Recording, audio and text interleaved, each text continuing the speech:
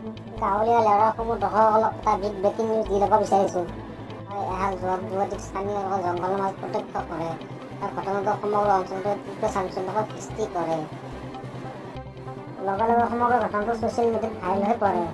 আমাৰ লগত আছে সদৌ ঢেকীয়া সন্ত্ৰাস সভাপতি নৰসিংহ মহন্ত। হয় নৰসিংহ মহন্ত, আপুনি এই ঘটনাটোৰ বিষয়ে পোনপ্ৰথমতে ক'ব বিচাৰিছোঁ যে প্ৰেম বা ভালপোৱাৰ নামত ইমান লাজ লগা কামবিলাক আজিকালি আপাবিলাকক সংঘটিত কৰে।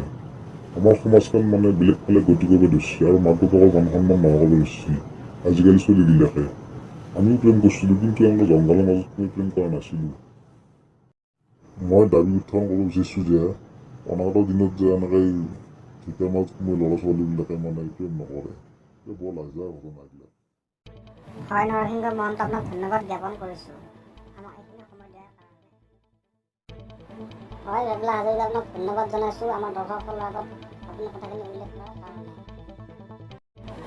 হয় দৰ্শকসকল, এইদৰে নিজৰ মানুহজনক ঘৰৰ পৰা বাহিৰত যোৱাৰ আগতে তালা মাৰি থোৱা দেখা ভিডিঅ'টো ছ'চিয়েল মিডিয়াত ভাইৰেল হৈ পৰে। আমাৰ লগত আছে সদৌ ঘৰখণ্ডৰ এজন বিশিষ্ট কৰ্মকৰ্তা বেবলা হাজৰিকা। হয় বেবলা হাজৰিকা, আপুনি এই বিষয়ে কি ক'ব?